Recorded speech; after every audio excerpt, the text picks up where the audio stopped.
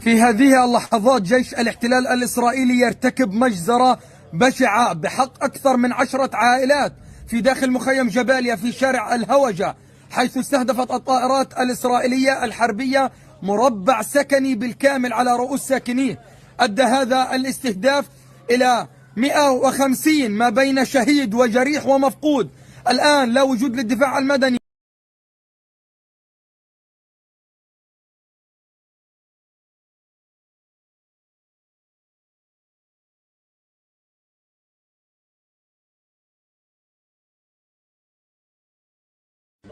في هذه اللحظات جيش الاحتلال الإسرائيلي يرتكب مجزرة بشعة بحق أكثر من 10 عائلات في داخل مخيم جباليا في شارع الهوجة، حيث استهدفت الطائرات الإسرائيلية الحربية مربع سكني بالكامل على رؤوس ساكنيه.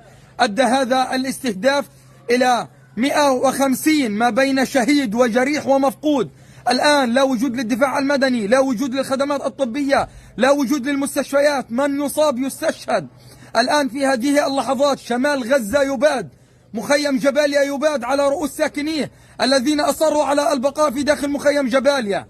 الآن الوضع يشتد على هذه العائلات. أنقذوا الآن شمال غزة. الآن تسمع أصوات الانفجارات وعمليات النسف في هذه اللحظات.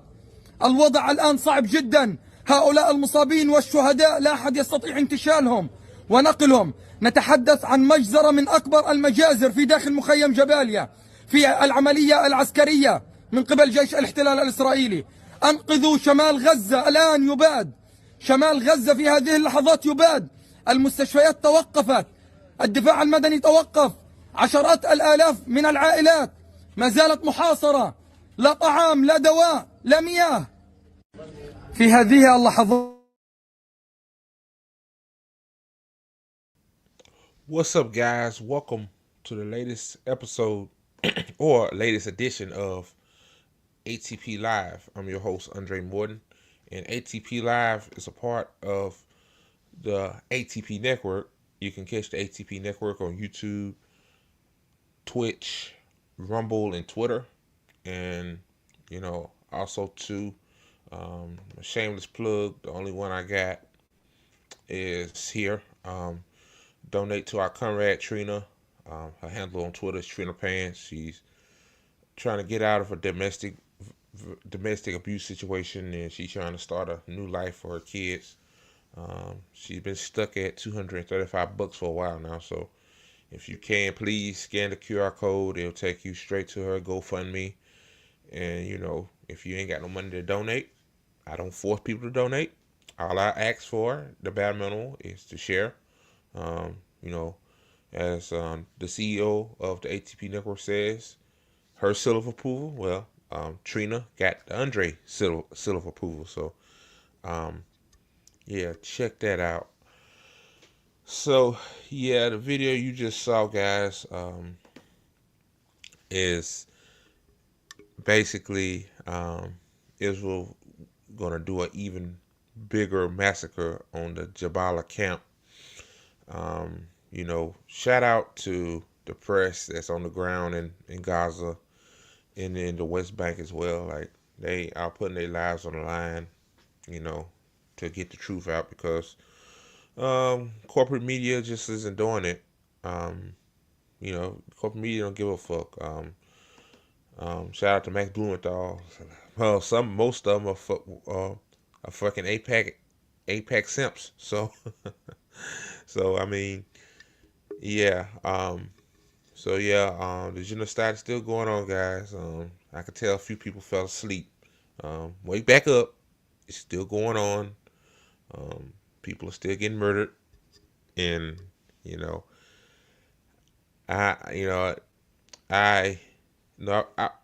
I really ain't got really much to say at this point. It's just like, it's still happening, That's why I still continue to talk about it on Twitter. I want to talk about. Oh boy! Before we get to, we'll talk about Anna Kasparian has an epic meltdown over somebody tweeting at her. Ooh, and then Kamala'S town hall, which I heard was a word salad festival, which is no surprise if you been seeing Kamala Harris do interviews for a few years now. She did a few when she was vice president, and now it's now since she's out there, like you know, it's really bad. But this is why they didn't want her to do interviews. This is why until the corporate media, to a certain extent, call her out on her bullshit. Um, like this is why they wanted to hide her as much as possible because she just like maybe her staffers, maybe they telling her how to answer questions, but she's choosing to do it in a way just to fuck up her shit. Well, I don't really give a fuck who wins. Like, well, I care if Jill Stein wins. Jill Stein can win. People say she can't. She can. But I don't really give a fuck. I'm just showing this shit because as a media commentator, I gotta talk about it. I want to talk about other stuff. Post-election, I will talk about more stuff. I might talk about some communist Marxist theory, even though theory is not important. I just, I think it's interesting and have people that read theory on. Maybe I need to do more of that post-election. Just less than 2 weeks to go, thank God. So, yeah, it all started, the Kasparian drama, with this tweet right here. It says from Bernie's cat. It says Kasparian giving Ben fucking Shapiro a pass is saying he is not informed about Gaza genocide is a bigger what the fuck of this story. Good thing at least Jank didn't lie. OMG, I used to be a TYT member. So wait, so Bernie, Bernie Cat used to be a TYT member, which is crazy. Well, you used to be, I guess. Anna saying fuck you. Now, initially, this tweet got 6 likes, or 9 likes, or whatever somebody said. Then, thanks to Anna, calling it out. Apparently, this wasn't on their regular TYT show. Apparently, TYT does these after shows for members only or some shit like that. Where members pay a monthly subscription or some shit, even though they getting money from Jeffrey Katzenberg, like you milking your subscribers for money, like you're not that. Once if the TYT was still grassroots, I wouldn't really care, but since my thing is why. Never mind. It's not about that. But I'm just gonna continue.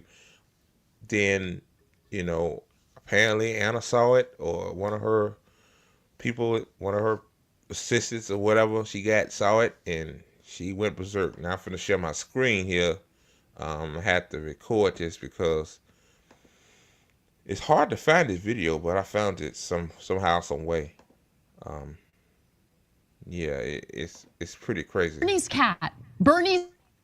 It's pretty crazy. Hold on, start over. Oh boy. Oh boy. I'm gonna play it and break it down. It's just only 2 minutes and 15 seconds, so here we go. Something right now. Bernie's cat, who just wrote in on Twitter and accused me of giving Ben Shapiro a pass. How the F was that a pass? How was that a pass? How was delusional? No, most deranged crap on Twitter. Well, the first thing what a lot of people saying is, why are you going berserk over an account with what, few hundred followers? With 579 followers. Like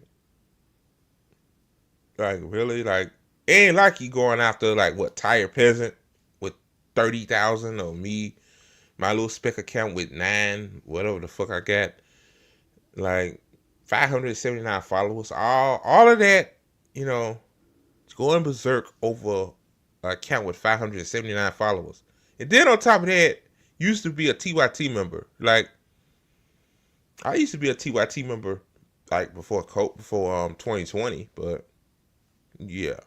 Wow, this is how you treat your used to be members. Wow, what kind of person you are, Anna? And about Ben Shapiro, I haven't seen that interview. I might, I don't have time today, but I might find it and just to give my thoughts on it. Cause apparently, you did went soft on him. You gave him a pass. Like I just showed earlier, those body parts they dragging out of the ambulance from an Israeli strike to his school. You shouldn't be giving nobody a pass. Like, it's common fucking knowledge to know that genocide is bad. Like, no matter what side of the political spectrum you on, it should be bad. Like, everybody should really give a fuck. But let me continue. The rant goes on. Seriously, I don't understand. What do you want me to do? What do you want me to do? What the hell do I need to do? Tell. What you need to do, Anna, is educate him. I don't like Ben Shapiro. He's a fucking grifter. People talk about other people being grifters. That motherfucking Ben Shapiro is a hella grifter. I can't stand him, man. I did a video once, man. I was acting crazy, man. I shouldn't have done that. I look like a complete guy that's not on his medication. I don't take medication, guy. I'm just saying, like, I lost my rocker. Let's just say that. But just educate him. You and Ben Shapiro, you're willing to talk to him, which I don't mind. I don't really mind, like, people talking to people that agrees differently from them. Like, I want people that agree differently from me. That we agree to disagree on stuff. Like, we're not a monolith. Just do your job, Anna, and you're a commentator, and at the DNC, you told how the Armenian people had a genocide and the Palestinians took them in at the DNC, right? Do the same, like, educate. Tell us, educate. I think that's what Bernie's cat was insinuating, Wow. Wow, man. Here we go. Tell me right now. Yeah, no, look. No, people are deranged. You are deranged. You're deranged. How the hell did I give Ben Shapiro a pass? I was the one who chose to do that story. We did that story, and I don't know how much more aggressive we could be in condemning him in that story. Deranged. Bernie Cat is not deranged. You sound deranged reacting to a small Twitter account. You the deranged one, Anna, not Bernie's cat. Bernie's cat did. Wow, Bernie's cat just gave you a critique. Wow. Anna, like, jeez.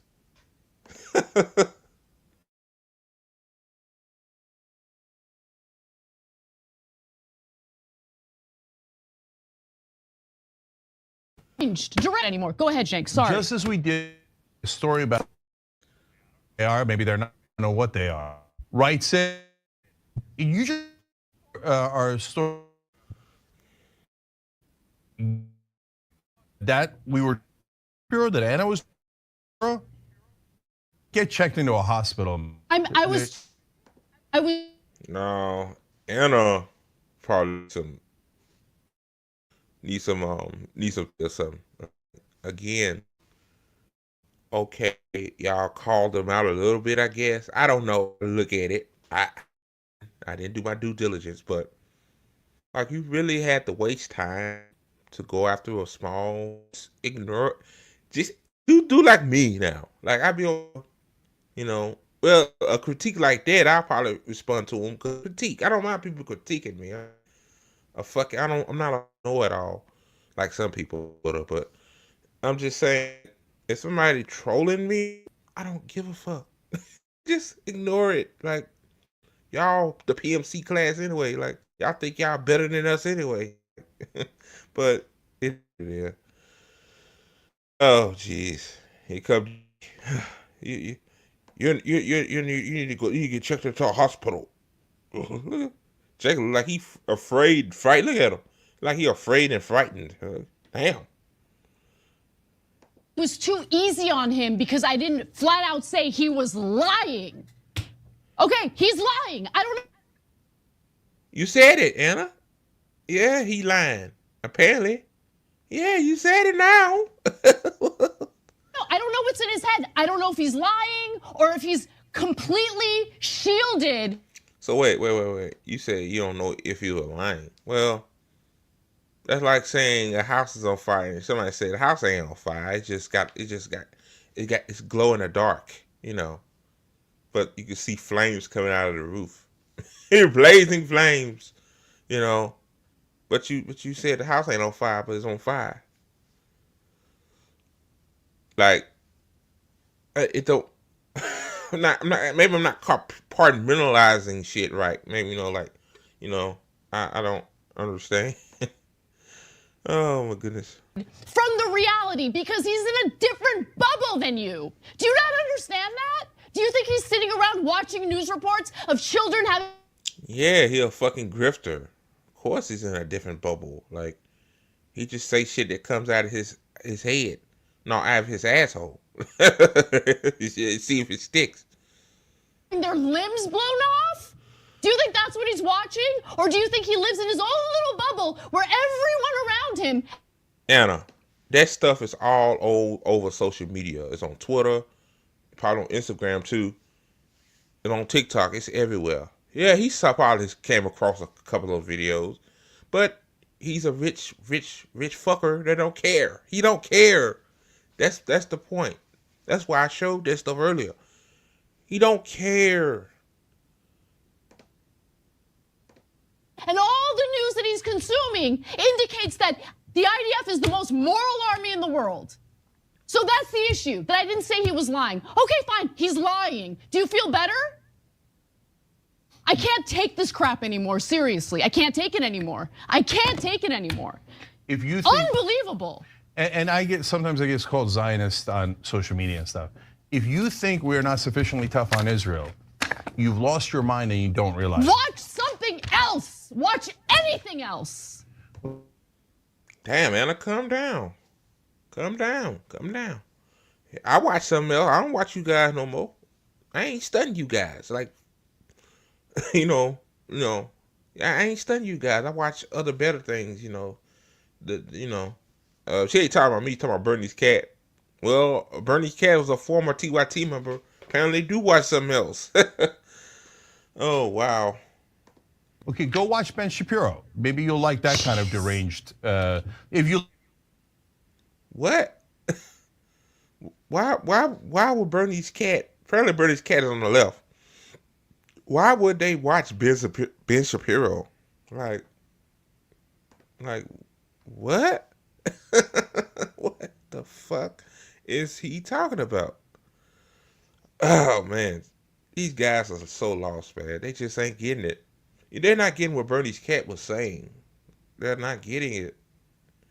And apparently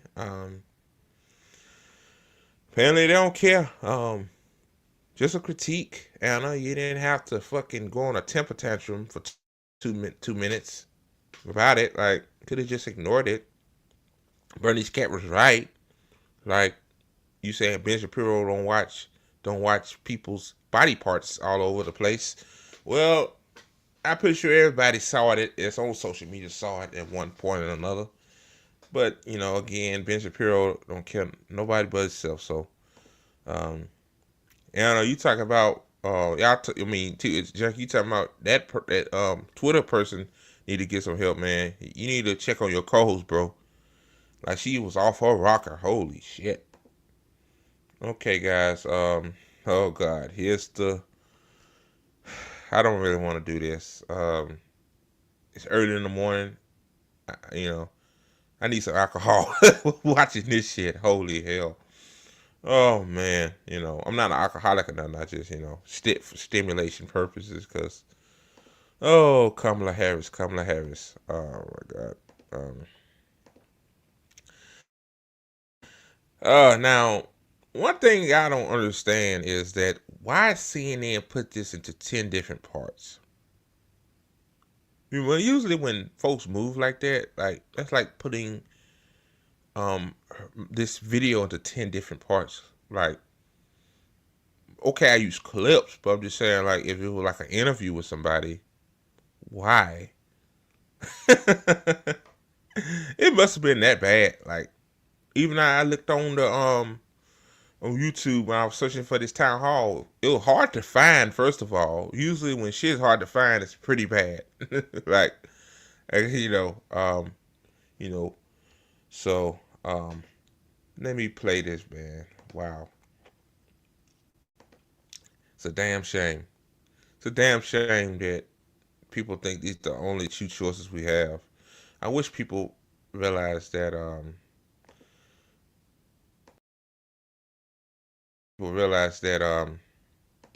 it's not the only two choices we have. We also have Jill Stein, Claudia Dela Cruz, Jasmine Sherman, and Cornel West. You know, man. But this is what the corporate masters want. They want somebody to do their work for them. See, Jill Stein is anti-establishment, anti-war. Like what she say? Day one, all it takes is a phone call that the genocide gospel will be over. Kamala'S, I will lick Israel's boots. So, let me play this and I'll break it down. Y'all know the usual. I'll probably play like the first 3 or 4 parts of it because with the Democratic nominee, Vice President Kamala Harris. I'm Anderson Cooper. Now, in this room, we have assembled a group of 32 Pennsylvania voters who say they are still undecided or persuadable. All of them are registered to vote. Some cast votes for Joe Biden in 2020, others for Donald Trump. Some didn't vote at all, and for some, this is their first election. Many are leaning right now to one candidate or another, but they all say they have yet to make their final. If this town hall went south as people said, it might hurt Kamala's chances. Who knows? Choice. Now, we found these voters working with a nonpartisan research firm, as well as business and religious groups, universities, and other civic organizations. These voters are asking their own questions tonight, selected by CNN to cover a variety of topics. You may see them holding a piece of paper when they're asking their question. It has their question on it. That is a question they have come up with. It has not been edited in any way by CNN. We also invited former President Donald Trump to participate in a town hall or a debate. He declined. Ladies and gentlemen, please welcome Vice President Kamala Harris. Are you kidding me? Are you serious? Wow. Fucking ass.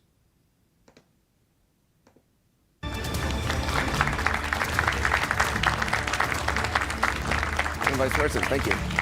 It was so bad they put ass. Thanks. You have a mic right here. Thank you. Thank you Good so much. evening, everyone. Good evening. Thanks so much for being with us. We're going to get to the audience in just a second. I want to start by asking you, though, for weeks you have been calling Donald Trump unstable, unhinged. You've called him dangerous. You've quoted General Milley recently, who called him a fascist. Today, you quoted General Kelly, who said that Trump repeatedly praised Hitler. Yeah. But there are tens of... You know, I'm going to say this. You can call Trump all those things, but Kamala Harris ain't shit either. She unhinged. You're unhinged to me when you can't answer a fucking question. Oh, man. Yeah. And the term fascist, like, Trump is not the only fascist, you know. A fascist to me is, building cop cities everywhere, criminalizing homelessness. That's fucking fascism. And it's happening under a Democratic administration. So who's the real fascist? Millions of Americans right now who have heard all those things and they don't buy it, or even if they do, they're still going to vote for Donald Trump. He's arguably more popular now than ever. You have 13 days to go. What do you say to those voters to convince them? Because some of them are in this room. Sure, and I thank you all for taking the time to be here. And you could be doing a number of other things with your time. So this really is proof that we love our country. People are engaged, Anderson, and really want to talk about the issues. And so the issue that you raise, yes, I do believe that Donald Trump is unstable, increasingly unstable, and unfit to serve. And I don't necessarily... Why would you start a town hall talking about Donald Trump? Ain't it supposed to be about the voters, what the voters want? That's what's called a town hall, like what they used to have back in the days when politicians, I guess, was more people oriented before they were bought and paid for. You making it about Donald Trump?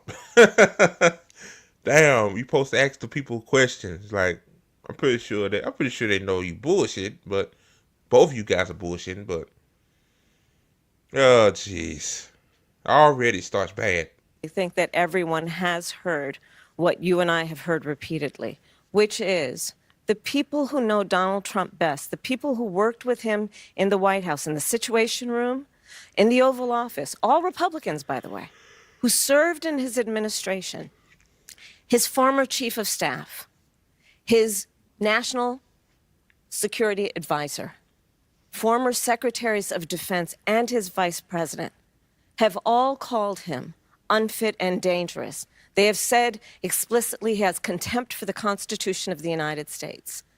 They have said he should never again serve as president of the United States. We know that is why Mike Pence is not running with him again, why the job was empty.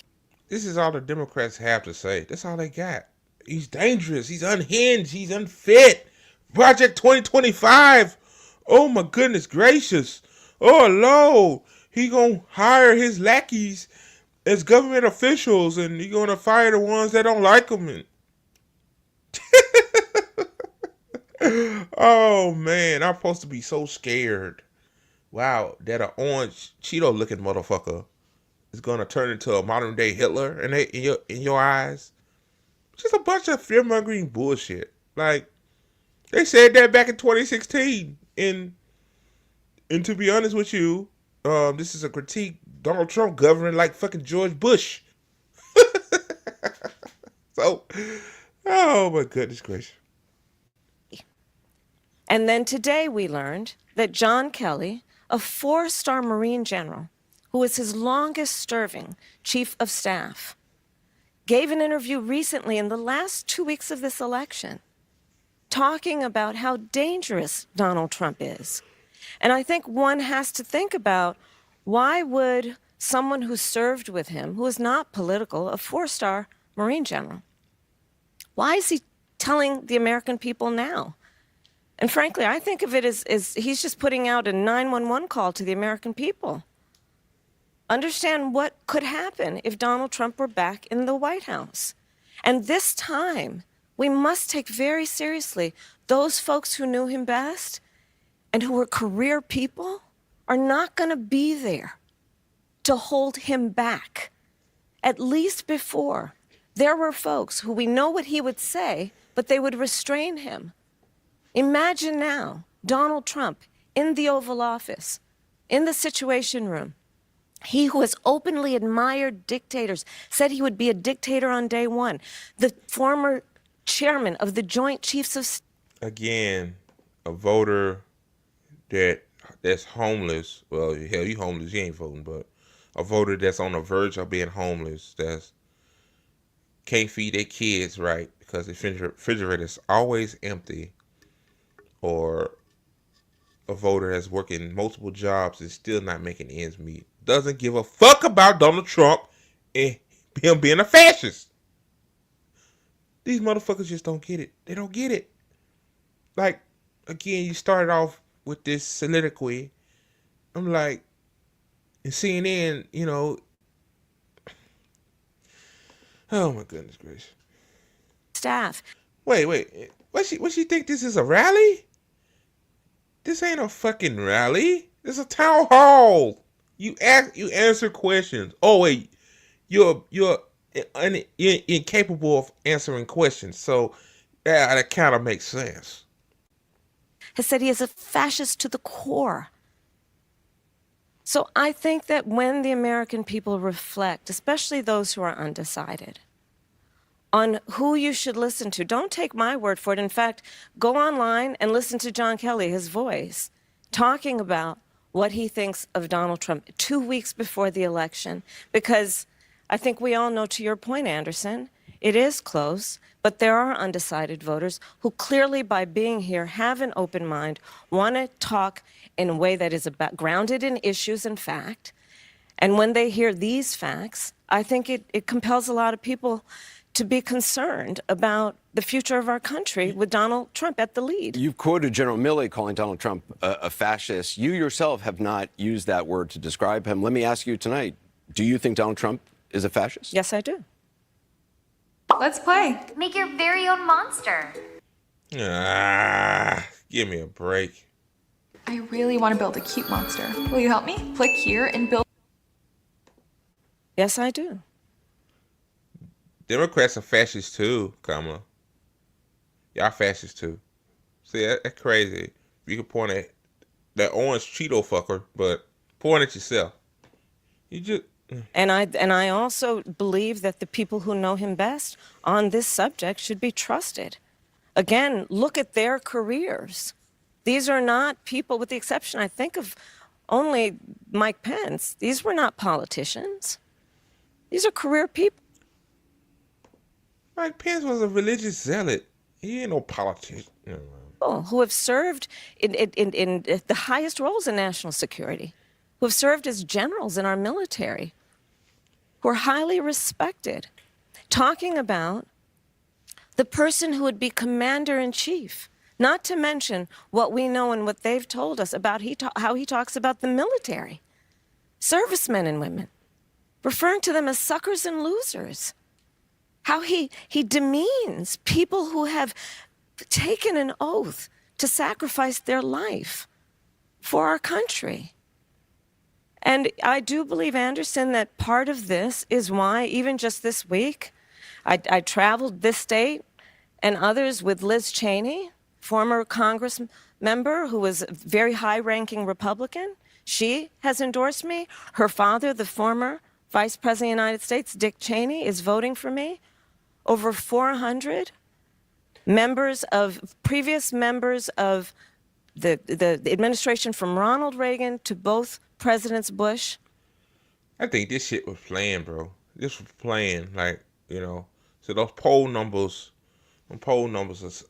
they aren't up to standard in the Democrats' eyes. So the plan was, let's just fearmonger Trump. Just tell him who he, just pretend, you know, just say he's a fascist, and you know, and all the Republicans, all the Warhawks voting for me. Yes, George Bush, Dick Cheney, Liz Cheney voting for me. Yeah.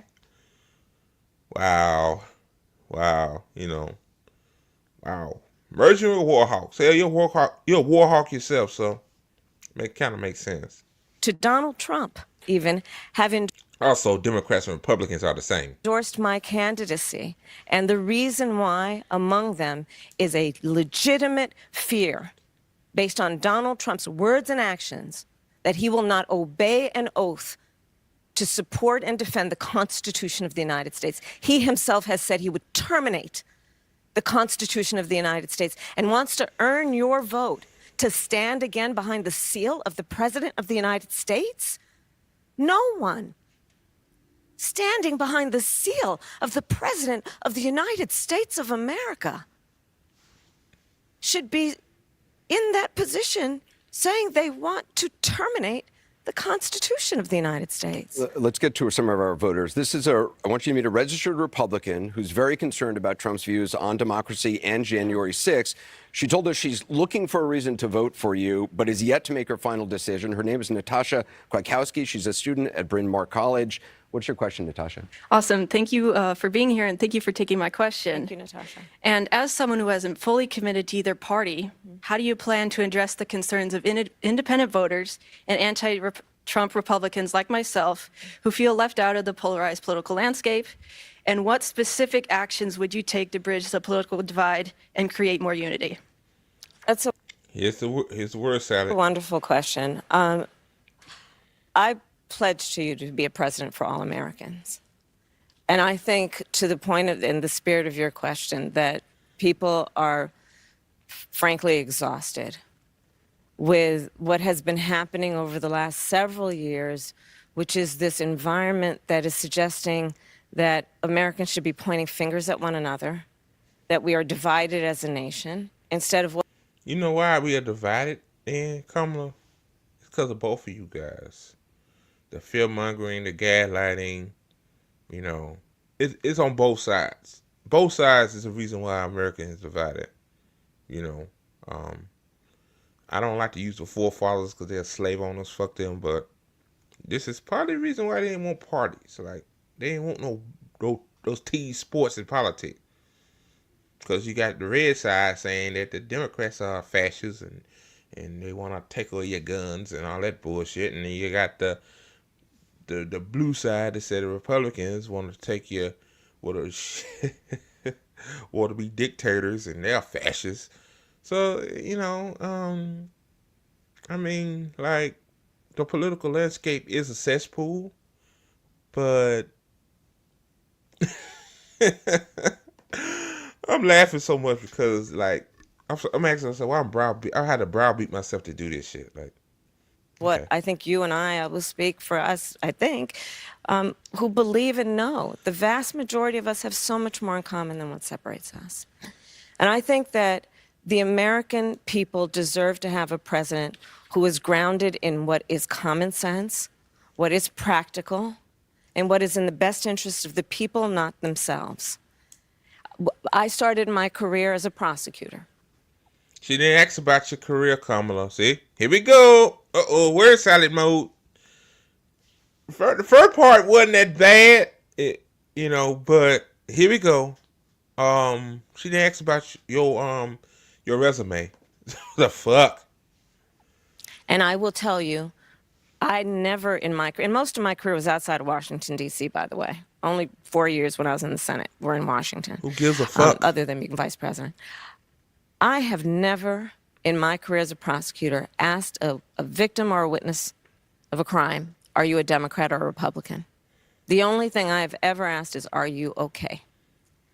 And I do believe that is what the American people deserve in their president, and not someone who makes decisions based on who voted for them or what is in their personal interest. And I reference that because, as we know, it has been revealed that Donald Trump, when he was president, during extreme disasters, when it came time to determine how those areas, those people who had been traumatized by extreme weather would get relief, he asked the question, did they vote for him? I believe the American people deserve better. And they deserve a president who is focused on solutions, not sitting in the Oval Office plotting their revenge and retribution. Okay, that's part one, guys. Give me a second. I'm just going to play a couple more parts of this because my brain can't take this. Oh, here we go. I think part two right here.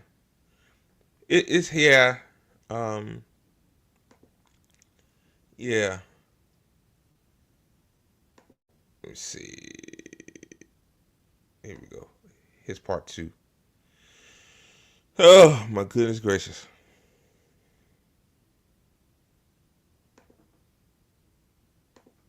Let me introduce you to Eric Swenson. He runs a service desk for an IT company in Conshohocken, Pennsylvania. He's registered as a libertarian, describes himself as an independent. He says he's undecided. Eric?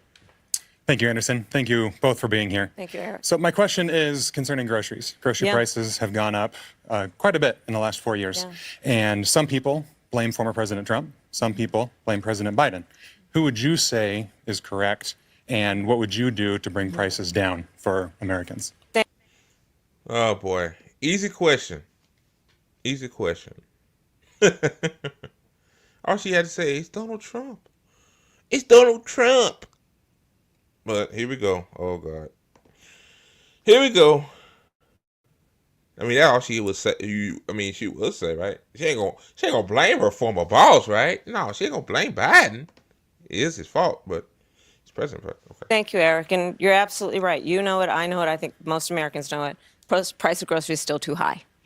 And we need to address it in a number of ways. One of my aspects of doing what we need to do to bring down the cost of living for working people and the middle class in America is to address the issue of grocery prices.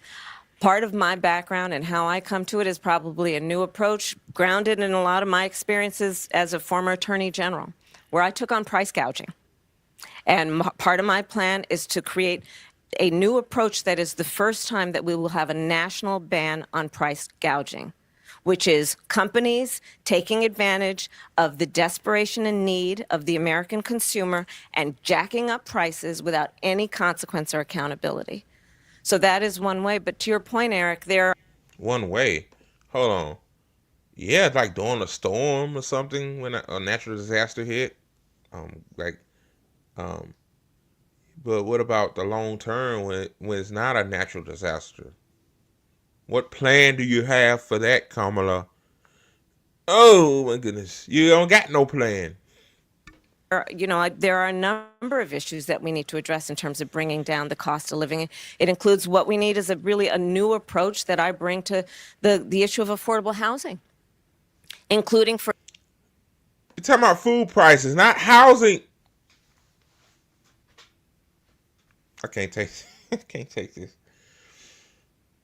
Stay on topic, Kamala. Nobody's talking about housing right now. The question is about food prices. What are you going to do to address rising food prices?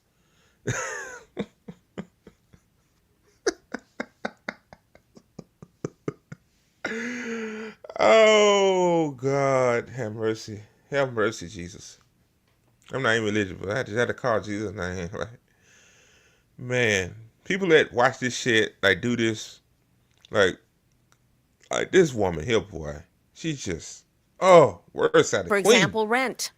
And again, I bring to. How we went from food prices to rent? How? Like, yeah, But my experience, knowing what has been happening in terms of how corporations have been buying up blocks of property to diminish competition, and then rents get jacked up, and addressing that, both in terms of making sure that there is a consequence and accountability for that, but also investing in people's dreams of home ownership, knowing that for too long, frankly, both administrations in both parties, Democrats and Republicans, haven't done enough to deal with the issue of housing. And we need a new approach that includes working with the private sector. I say that as a devout public servant, working with the private sector to cut through the red tape, working with home builders, working with developers to create tax incentives so that we can create more housing. oh, God. You see somebody trying to cut off. Yes, please. Oh, God. How we went from food prices to housing? What in the mother... Hold on. What in the mother of fuck is wrong with this woman? Like, something just not right. What's going on inside Kamala's head? Like, you can't stay on topic. This is why they hiding her. This is why they tried to hide her. That's bad. I get it why they hired Biden, because Biden's ability cognitively, I can't talk today, it's not there anymore. But this bitch, she supposed to be, 30 years younger than this guy? What, was she 50 something? And you can't stay on topic? All you had to say is, food prices is a problem. It started on the Trump, then, Biden didn't do enough. Of course, you ain't gonna criticize Biden, right? But I'm just saying, that is y'all do. But I could tell that, I guess they trying to coach this woman on how to stay on topic, but she's just not listening because she thinks she knows it all. Housing supply and bring down the price. Let me just ask you about price gouging. I looked at. Look, yeah, they had Anderson. Everybody, somebody Anderson Cooper. You're like, oh, Anderson, stop her now, stop her, bro. She going on the. Everybody said she going on the word side. Stop her there.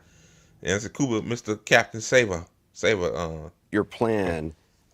You talk about going after price gougers, and I'm quoting from the plan, on essential goods during emergencies or times of crisis. See, that's what I said earlier. I heard that too. I'm like, only time you gonna go out the price gouging when a hurricane hits. What about when a hurricane hits? It's not around in the grocery prices just go up randomly. Like eggs went up exponentially the other day. Oh my goodness gracious. I get that. How does that help, though, someone like Eric with prices that for years the grocery prices just been high? Well, first of all, Anderson, as you know, and obviously CNN has been covering extensively what has been happening in the state of Georgia, North Carolina, Florida. Oh, It's a God. real issue. I was Attorney General of California. I was the top law enforcement officer of the biggest state in the country. Nobody asked about your credentials. Nobody asked about your credentials. Okay, we know you was a crooked cop. We know you was crooked. Okay, we got that, 100%. Andre gets it. You're a crooked cop. But what that got to do with grocery prices being high? Okay. This issue on because it affects a lot of people. And I'm not going to apologize for the fact that we need to actually deal with accountability when these, not all, in fact, most don't, but when companies are taking advantage of the desperation and the need of the American people. We saw it actually during the pandemic as well, where because of supply chain issues, there was a reduction of supply, and then they would inflate the price of everyday necessities. Not to mention, by the way, again, Donald Trump should be here tonight to talk with you and answer your questions. He's not. He refused to come. But understand that part of his plan is to put in place a national sales tax of at least 20% on everyday goods and necessities. And that, by economist estimates, independent economists, would cost you as the American consumer and taxpayer an additional $4,000 a year. I want you to meet Carol Nakanoff, a political science professor at Swarthmore College. She's a registered Democrat who says she's leaning toward voting for you, has yet to make her final decision. Carol? Hi, Carol. Thank Good you. evening. Thank you for visiting us in Delaware County, Vice President Harris. My question is this. If you could accomplish only one major policy goal that required congressional action, what would it be and why? Well, there's not just one. I have to be honest with you, Carol. There's a lot of work that needs to happen, but I think that maybe part of this point that how I think about it is we've got to get past this era of politics and partisan politics, slowing down what we need to do in terms of progress in our country. And that means working across the aisle. I've done that before. We did it around whether it be what we were able to accomplish with the bipartisan infrastructure deal or some of the work that we have done in terms of dealing with gun safety. But we've got to work across the aisle. And it is my commitment to work with Democrats, with Republicans, with independents to deal with a number of issues, whether it be what we need to do in terms of housing and creating legislation that creates incentives for that, what we need to do to reinstate the freedom of a woman to make decisions about her own body and not have her government tell her what to do, whether it be what we need to do to actually invest in a substantial way in the industries of... She said, what one major one? She said abortion. She gave me 18 giving that goddamn answer. Oh my goodness gracious. The future in American-based manufacturing, in American-based industries where American workers and union workers have those. With the abortion thing, to me, it's like, can they just put abortion clinics on federal land? Like, we have an Air Force base near my area. Put an abortion clinic over there. It's on federal land. But they won't do that, though. Those jobs in a way that is good paying jobs that gives people the dignity they deserve. All of those areas I plan on working across the aisle. All those areas. She said one easy ass question. I know CNN looked at those. You know they said that, they pick them. But one major. And it's cool for the interrupt again. Here you go. And with Congress, including the issue of immigration, which we've got to fix. Let me ask you, you've talked about codifying Roe v. Wade. That would obviously require 60 votes in the Senate, a majority of the House. That's a big leap. We don't have that yet. If that's not possible to codify it in the House, what do you do? I think we need to take a look at the filibuster, to be honest with you. But the reality of it is this. Let's talk about how we got here. When Donald Trump was president, he hand-selected 3 members of the United States Supreme Court with the intention that they would undo the protections of Roe v. Wade. And they did as he intended. And now in 20 states, we have Trump abortion bans that include punishing healthcare providers, doctors and nurses. In Texas, do you know they provide for prison for life? You know, my guy Slater always said this, man. You know, motherfuckers love talking about the problems, but what are the solutions? They got a few solutions to circumvent the ruling, but they won't do it because they want to continue to run off of this. They just want to milk this. They've been milking this for 50 years, but they just want to continue. Like the Democrats don't give a fuck. You know, actions speak louder than words. I can say, I'm gonna help you get a job, but 5 years later you still jobless and homeless, and you gonna say, "Hey, where that job yet?" And I'm saying, "I'm gonna get you in now.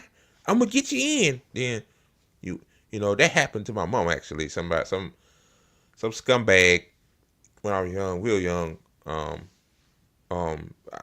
She ain't even a supervisor, but I guess she have a say in the workplace. She kept lying to mom and said, "It'll give my mama a job," and then 3 years went by. 3 years, like my mama had to get on governmental assistance and everything. Like 3 years it took mama to get a job. Well, a lot of people say, "Well, why she couldn't apply for anything else?" Well, that's the only job that's flexible. That's the only flexible job. If she worked anywhere else, they have her working weekends and stuff. So mama finally got the job after 3 years. See, it's a Democrat dude. We want to protect the women. We protect women. Women should have the right to choose and all that stuff. Then 50 years go by, had plenty of time. Had 4 Democrats, and you still couldn't do it. Even Obama said that when he get in there, Roe v. Wade was going to be priority number 1. He had the votes. No motherfucking excuses, but they don't care. For a healthcare provider, for doing the job that they believe is in the best interest of their patient? Laws, Trump abortion bans, some that make no exception even for rape or incest. One of the areas I specialized in as a prosecutor was crimes against women and children. The idea you would tell a survivor of a violation to their body that they have no right to make a decision about what happens to their body next? This is what's happening in our country. You all may have heard the stories. Women have died. Women have died because of these laws. And the suffering, I have to say, Anderson, traveling, for example, I was with Liz Cheney this week. She is unapologetically pro-life and will also tell you. Yeah, you willing to work with somebody that you supposedly disagree with, and somebody that's a warmonger. Oh, shit. Wow, that makes perfectly good sense. Hey, Liz Cheney supports me, but she's a war hawk. She doesn't agree with what's been happening. I find that many people I've met who are pro-life have said to me, I didn't intend that this would happen. I didn't intend that women who are suffering a miscarriage would develop sepsis, as has happened many times. I didn't intend that women would die. I didn't intend that there would now be restrictions on access to in vitro fertilization. I didn't intend that there would be an effort to limit access to contraception. So, this is probably one of the most fundamental freedoms that we as Americans could imagine, which is the freedom to literally make decisions about your own body. And on some issues, I think we've got to agree that partisanship should be put aside. And I'll close with this point. I know it is possible because when you look at the midterms, in so-called red states and so-called blue states, when this issue of freedom was on the ballot, the American people voted for freedom. God. 2 more parts, man. I can't take this shit no more. Give me a sec, guys. I'm gonna unshare my screen.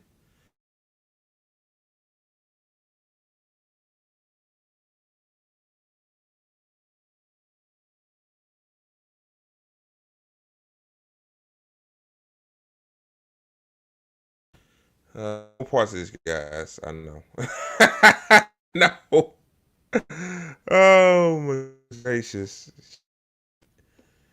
Then CNN putting it in parts is just why. Screen again. Oh man, CNN knew this was a fucking disaster.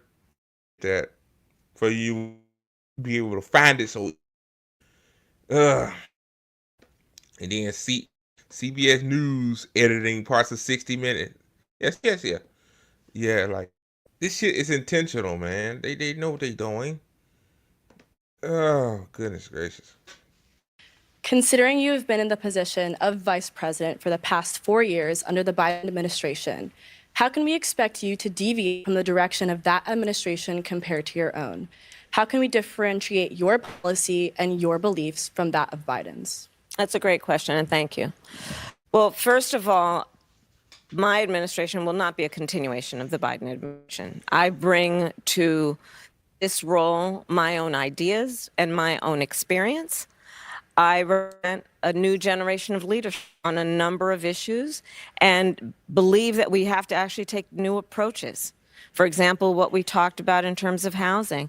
My experience that leads to that priority includes what I did to take on the big banks around the foreclosure crisis when I brought billions of dollars to homeowners that were the subject of predatory lending. I know what homeownership means to the American people, not to... Man, you're gonna do the same shit Biden doing. You ain't gonna do a motherfucking thing. So basically, you are gonna be just like Biden. Ain't gonna do shit, but same. It's just the same shit. Mention what it meant to my mother, who worked very hard and saved up so that by the time I was a teenager, she was able to buy our first home. I bring to it my experience actually taking care of my mother when she was sick, and it was, as it turned out, dying from cancer. And so I know what it means and have the experience of taking care of an elderly relative, and I have raised children. And so I bring to my priorities and will, as president, a new approach and a new idea, frankly, about what we need to do to deal with the sandwich generation, which is what we call those folks who are literally in the middle, who are raising their young children and taking care of their parents, which is why my plan and approach says, hey, you shouldn't have to wipe out all your savings to qualify for Medicaid to be able to get support to hire somebody to help you cook. Bitch, then just fight for Medicare for all, but you took Medicare for all off your platform. That's how you solve that issue. Like, these issues are solvable, so you're just talking about it, no solution. That's why your website for the longest time didn't have no fucking policies on it. For your parent or help them put on a sweater. I've done that. I know what that requires. You shouldn't have to quit your job in order to do the work that is necessary to take care of your children and your parent, because it's overwhelming to try to do it all. And so my plan is to have and allow Medicare to cover the cost of home health care for our seniors. These are a couple of examples, including what we talked about in terms of price gouging. And what we need to do in addition, and it's a new approach that I think it's well overdue, let's invest in the small businesses of America.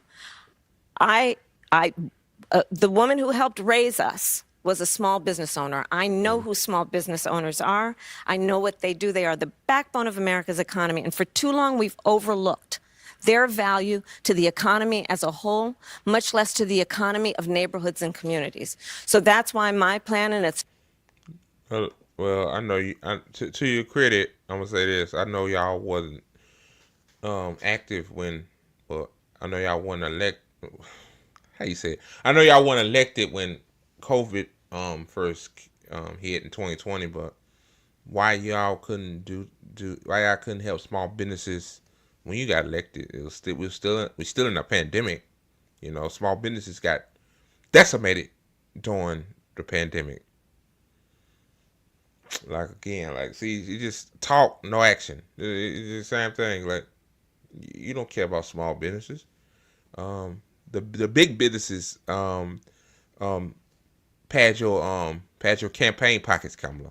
It's a new approach. It's about tax cuts for our small businesses so that they can invest in themselves and grow, and in the process invest in communities, invest in neighborhoods, and strengthen our economy overall. So those are some examples. It's about a new approach, a new generation of leadership based on new ideas and, frankly, different experiences. I bring a whole set of different experiences to this job and the way I think about it than Joe Biden. Some voters, though, might ask, you've been in the White House for 4 years, you were vice president, not the president, but why wasn't any of that done Every time. That's what the fuck I said. That's the fucking shit I said. I hate ass, man. It's 4 years. Well, there was a lot that was done, but there's more to do, Anderson. And you didn't do nothing.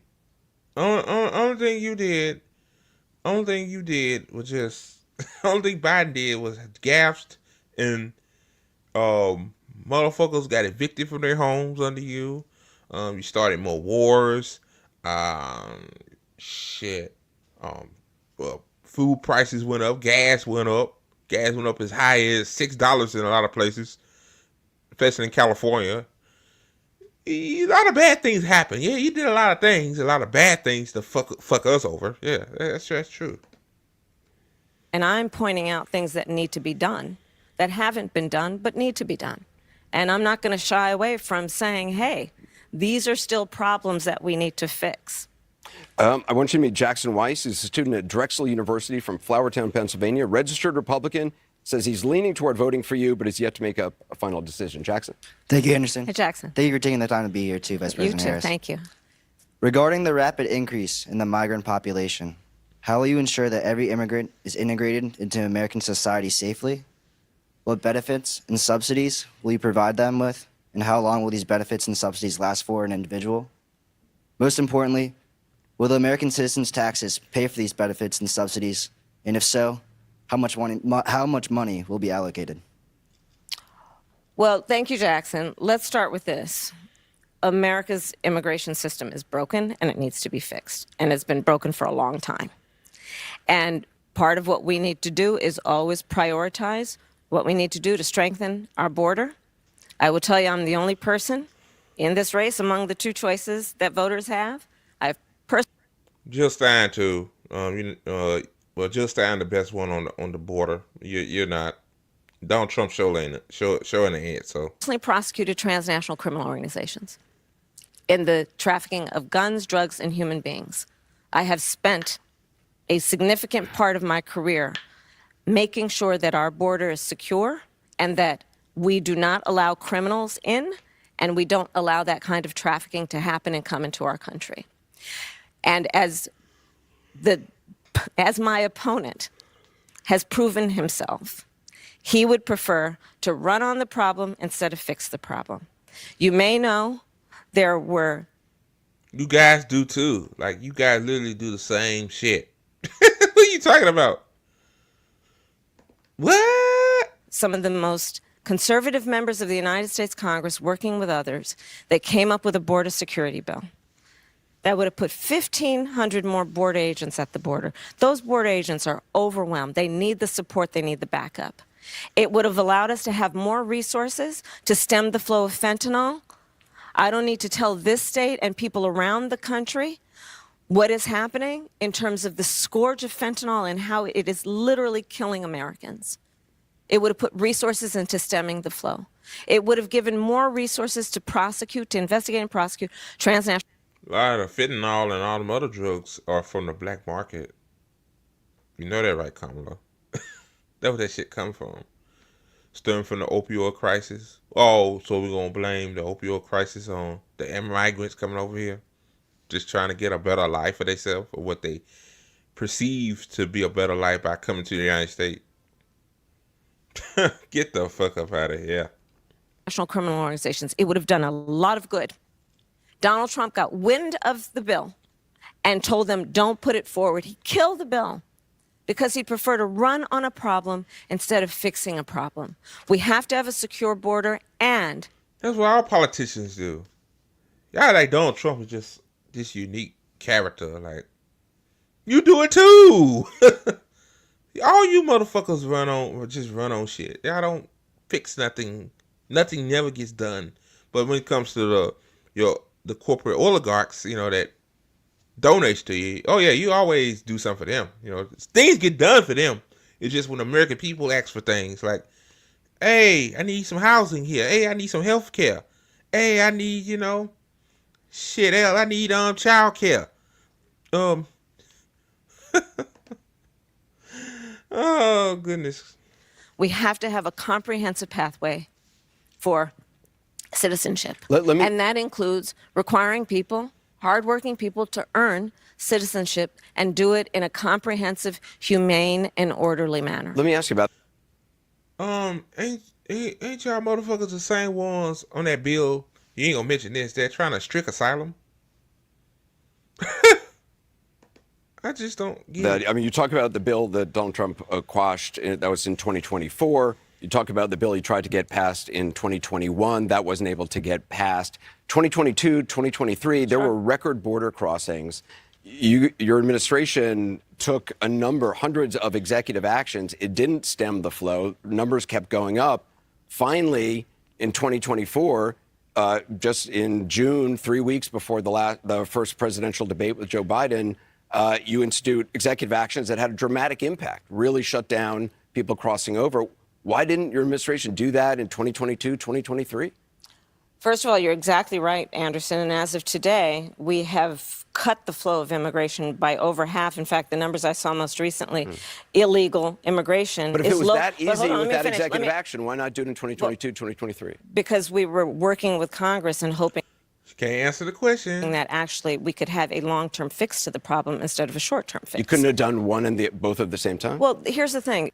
Hey, I'm shocked that CNN is putting her against a wall here. They're putting her in a corner. Interesting. It's very interesting. We have to understand that ultimately this problem is going to be fixed through congressional action. Congress has the authority and the purse. I hate to use DC terms, but literally they write the checks. Part of the issue is in order to really fix the problem at the border. I was just at the border recently talking with border agents. You know what they talk about? Yes, they are overwhelmed. They're working around the clock. And the other thing that they talk to me about, we need more judges down there to deal with asylum claims. We need more personnel down there to deal with processing. But Anderson, and that's where Congress kicks in terms of dedicating the resources to actually fixing the problem. We have dealt with it such that, to your point, we now, as of today, as of our visit, have lower undocumented immigrants and illegal immigration than Trump when he left office. That's true. But we need a permanent solution, and that requires bipartisan work. Do you wish you'd done those executive orders in 2022, 2023? I think we did the right thing, but the best thing that can happen for the American people is... She won't answer the question. ...is that we have bipartisan work happening, and I pledge to you that I will work across the aisle to fix this long-standing problem. I think the American people are demanding it on both sides of the aisle, and it's time we actually put the partisan approach to this aside. We know what can work. Well, let's talk about this compromise bill that you want to pass if you're elected. You said that's going to be a priority. It includes $650 million in funding for the border wall. That's something Republicans wanted. That was part of the compromise. Under Donald Trump, you criticized the wall more than 50 times. You called it stupid, useless, and a medieval vanity project. Is a border wall stupid? Well, let's talk about Donald Trump and that border wall. So remember, Donald...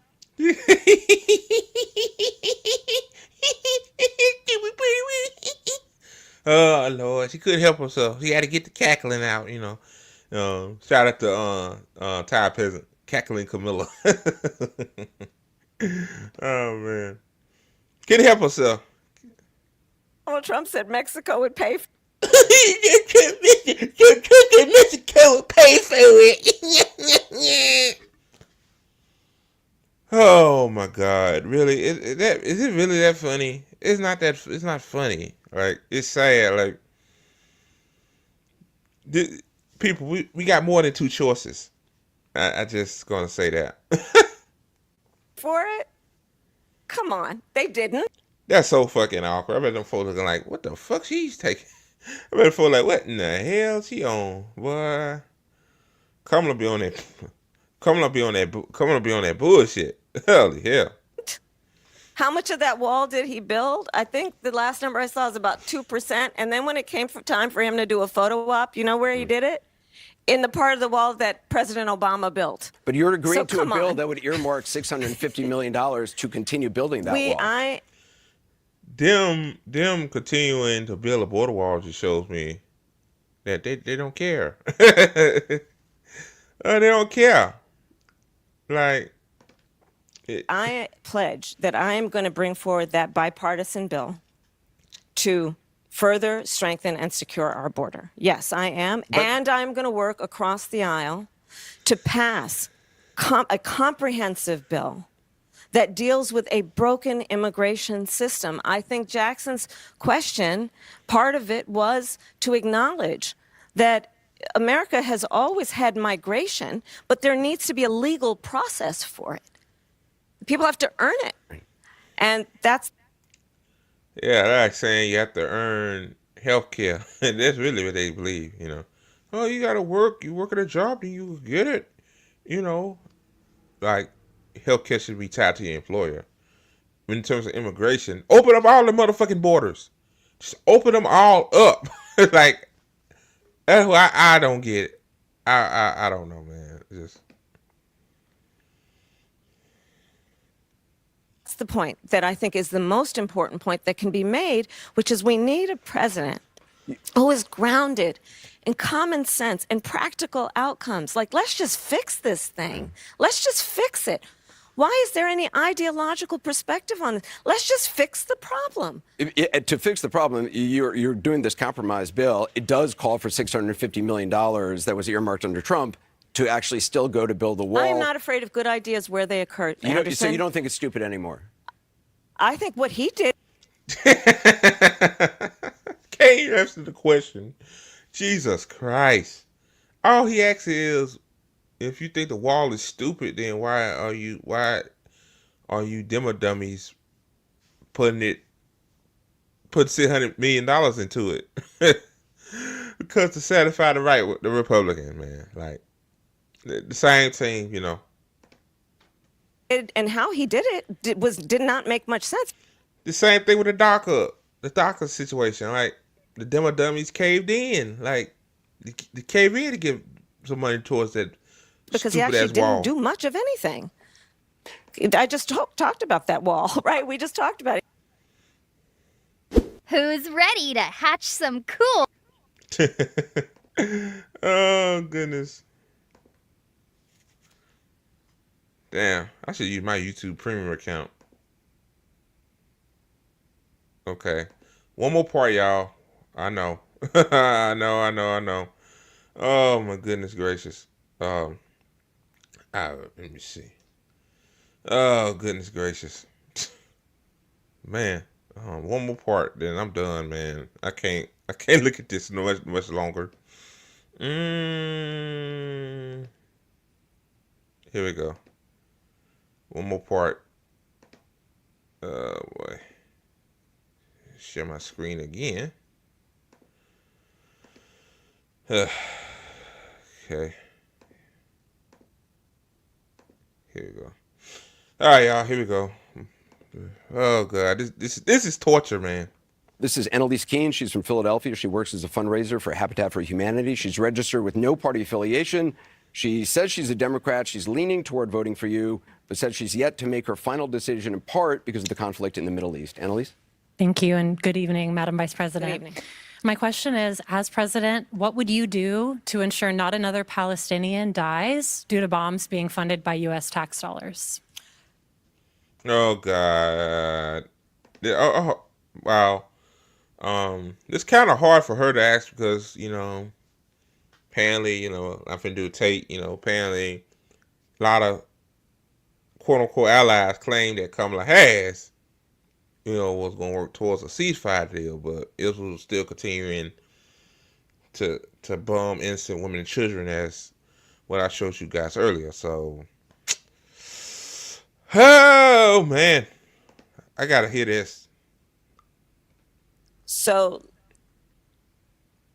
what's over there? She's like, oh shit, that She's like, oh no, oh fuck. I support Israel. Just gotta defeat Hamas. That's what she need to say, But she gon' spin there, I defend Israel, cause I lick Israel's boots, I shine them. Them must be shiny as hell. And Joe Biden, he said he gonna work on a ceasefire deal. He on the phone with BB as his moment, but under the table he gave BB another $2 billion, to continue the massacre in Gaza, in the West Bank, But hey, and then Lebanon too. That's what she probably gonna say, man.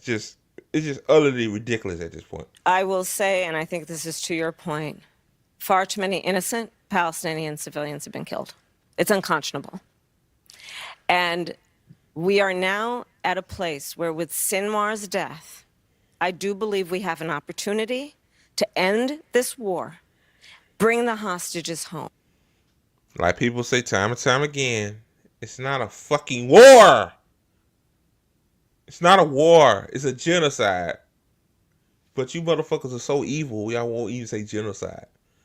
Like, you better admit that, hey, maybe killing innocent people is wrong. But, I just... Bring relief to the Palestinian people and work toward a two-state solution where Israel and the Palestinians in equal measure have security, where the Palestinian people have dignity, self-determination, and the safety that they so rightly deserve. What do you say to voters? That's a weak ass answer. That answer was weak as fuck. You didn't even answer the question. Like, would you stop it? A permanent ceasefire is the only answer. See, I'm giving her a cheat sheet. A permanent ceasefire, but you didn't say nothing about no ceasefire. You didn't say about the arms embargo.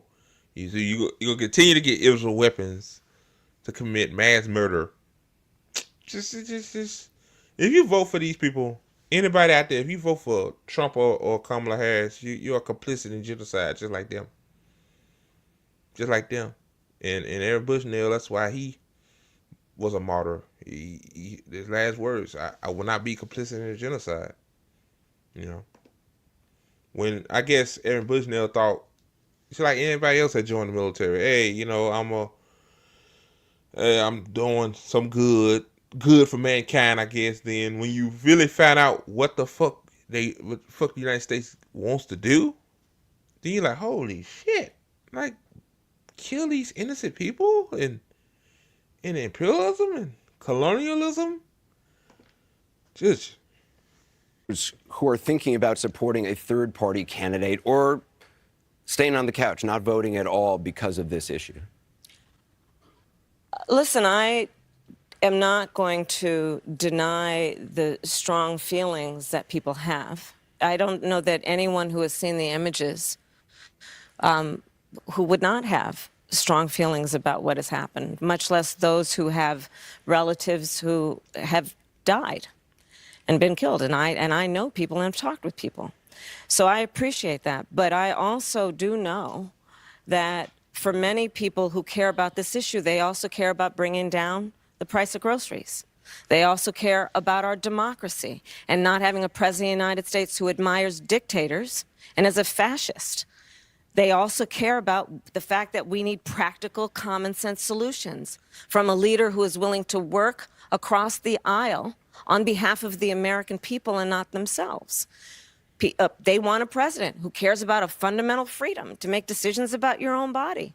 understanding that we're not trying to change anyone's belief, but let's not have the government telling women what to do with their body. I want you to meet Beth Sandberg. She's a realtor, a mom of 4 from Bella Cynwyd, Pennsylvania. Wow, of course that question on Gaza would be fucking pathetic. What else is there? She's a registered Democrat. Says she's undecided because of I'm really shocked that CNN let that woman answer that question. concerns about anti-Semitism. Beth? Hi, thank you for being here. Thank you for remembering we need to bring the hostages home. Of course. The rise of Oh God, they got to sign it. Well, the hostages. Israel don't give a fuck about the hostages. Israel kill their own hostages. You know that, right? Like that's crazy. Like people just don't be thinking. Like they just don't be thinking. Like, don't you realize what hostages is just a prop to give Israel excuse to murder innocent people. Like my thing is, if a regular hostage situation, you negotiate to get the hostages out, right? You don't just bomb and target areas, where the hostages could be at. Hostages, I had to put that in parentheses. I just don't know. Potential Zionists right here. Here we go. anti-Semitism and violence from the rise of anti-Semitism and violence from anti-Semitism has risen greatly on college campuses and on our city. Wow. Oh God. See, now I'm getting heated now. Oh, somebody saying free Palestine is anti-Semitic. Oh, somebody with a Palestinian flag saying from the river to the sea. Oh, that's anti-Semitic. Oh, on college campuses. Oh, Lord, they gotta stop these anti-Semites, these pro-Hamas sympathizers. Oh, Lord. Of course they'll bring. Of course they'll do this. I'm not surprised. They brought somebody that has a heart. They say, "Hey, killing Palestinians is wrong, right?" Then this person right here. Oh God. Oh God. So what? What? Right to protest should be killed because you don't agree, which. Oh my God. City streets in the last year. How would you combat this growing trend and protect our young adults? Thank you, Beth. You are right, and I will say that we have seen a rise in anti-Semitism. It is something that we have to be honest about and we have to deal with. As Attorney General, I actually published a hate crimes report on a regular basis, and anti-Semitism was among the highest forms of hate in our country, and this was before October 7. And we know what we've seen since. Part of what we've got to do is... The kids on the college campuses don't hate Jews. The Israeli Jews. They don't hate them. They just hate the killing of innocent Palestinians. But when you chant free Palestine and like they're not pro-Hamas. The college kids, the college kids, they're not pro-Hamas. They anti-genocide. Comprehension skills in America is kind of suspect these days. Like it's just common sense. Like somebody beating you with a bat over and over and over again, and you say, "Stop it! Stop hitting me with the bat because I'm bleeding out to death." But if I say, shit, what'd you say? Stop bat beater or some shit like that. Then folks will say, "Oh, you anti-Semitic bat beater." That's literally where we at in America. Talk with people so that they understand what are the tropes, what are the roots of what we are seeing, so that we can actually have people be more understanding. We need to have laws in place that make those who would commit crimes on behalf of anti-Semitism and hate, that they pay a serious consequence. We need to have the deterrence so that doesn't happen. We need to ensure that college students... So wait, what you saying is that pro-Palestine protesters are violent. They have hate and violence. Huh? Don't you know there are a lot of pro-Palestinian Jews, like Jews that are pro-Palestine, like anti-genocide, right? And make more laws? Well, what happens to free speech in terms of like what they can't protest? Oh man, I know this ain't got nothing to do with this. I know this is the last part, guys, I promise, but we don't even have a motherfucking anti-black hate crime bill in this country.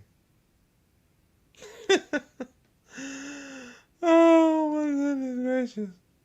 It's crazy. Are safe in their school and feel safe. Oh, Jews and college campuses.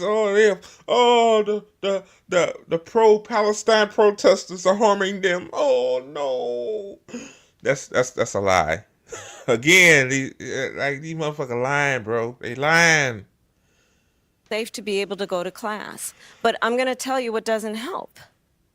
Again, I invite you to listen and go online to listen to John Kelly, the former chief of staff of Donald Trump, who has told us, Donald Trump said, why aren't my generals like those of Hitler's?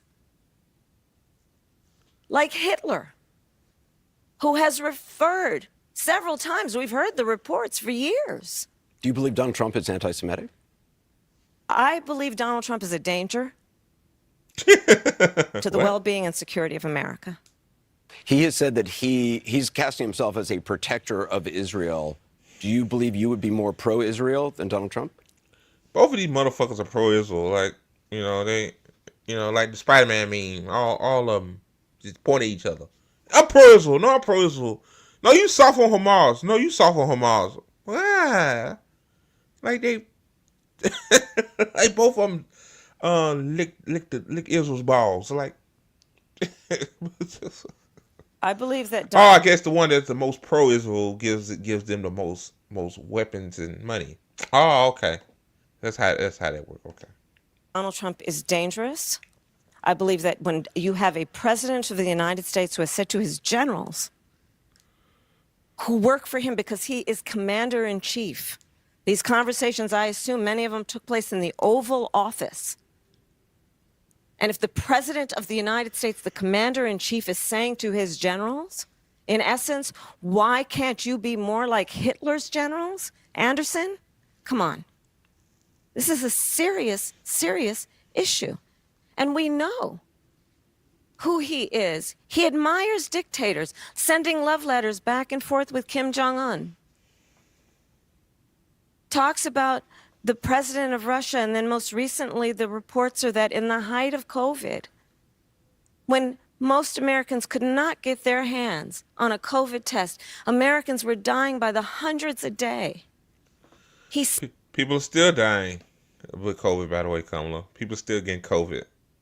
You just, everything is normal. You fucking evil pieces of shit. Oh, everything is normal. Yeah, you can go back to work,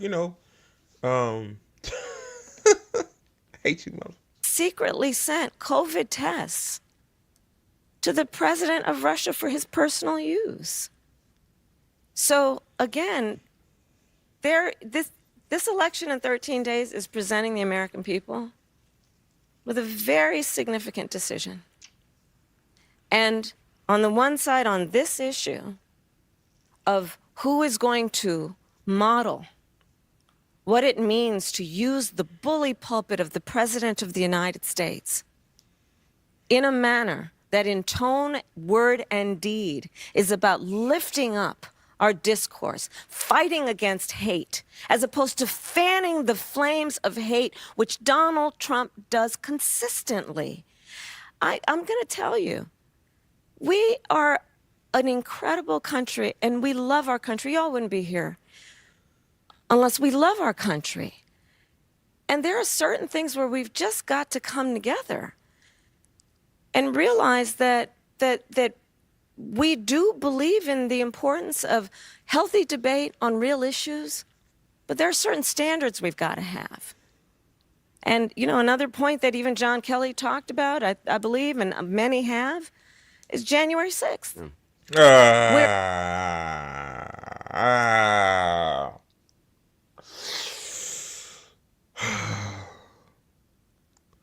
Why? That was 3 years ago. 3 years ago. Who fucking cares about January 6th? I don't give a fuck no more. I don't care. A bunch of gun nuts with no guns. Wow. And a few rogue ones went in there and damaged shit. Wow. Broke a window. Wow. Wow. Yeah. You know, yeah. You have the President of the United States defying the will of the people in a free and fair election and unleashing a violent mob who attacked the United States Capitol. 140 law enforcement officers were attacked. Some were killed. And so I say that to say the American people deserve to have a president who encourages healthy debate, works across the aisle, not afraid of good ideas wherever they come from, but also maintains certain standards about how we think about the role and the responsibility, and certainly not comparing oneself in a clearly admiring way to Hitler. We're going to take a quick break. We'll have more from the CNN Presidential Town Hall of Vice President Kamala Harris. Okay, guys. You know, before I leave, I know it's been a long stream. What's interesting to me is that, you know, when I first heard about a potential, like, a protest, or, you know, Donald Trump will have a rally in front of the White House, like, on January 6th, I remember I listened to Sirius XM, and this guy came on and said it might be a protest or something, you know, in Washington. I'm like, what? No, man. Like, nah, I know these motherfuckers ain't gonna try to protest the results of the election. Like, I was still I didn't vote for Joe Biden, but, you know, I wasn't the way I am now. Then when January 6th hit, yeah, I took heed to it. I was, you know, a little sad, like, damn, man, these motherfuckers crazy. Like, but over time, I thought about it, and I started listening to other reasonable political commentary. I'm like, this shit wasn't serious. Like, it wasn't serious to begin with. Like, first of all, Trump told you folks to go home eventually. Second of all, no congressperson got killed or harmed. Then they certified it later that night. So, like, why are we acting like these motherfuckers just massacred a whole lot of people and stuff like that? Like I'm pretty sure this shit gonna be in history books, man. Just indoctrinate the younger generation. Oh, today Donald Trump trying to take away democracy. Oh man, we don't have a democracy now. Like, again, people ain't getting it. Like, you can't protest on a college campus. If you protest on a college campus to tell these colleges to stop supporting Israel, then you're anti-Semite. So I don't know, man. That's the end of that. It's like, I think it's 4 or 5 more parts to it. I'm not watching the rest of that shit. If you want to watch this on CNN put it in 10 parts for some reason, because this woman is horrible. She can't answer questions. She cackles randomly. She just Kamala Harris is not qualified. She's not qualified because she don't listen. I'm pretty sure people coached her on this, on how to answer questions effectively, but she just can't do it. Like, even my autistic ass can answer fucking questions. Like, when JB had me and Ty Pizzon on his show, like, imagine JB asked me a question about organizing and radicalizing people, and I talk about fucking what somebody did at the Safeway down the street. But JB be like, what in the hell wrong with this nigga?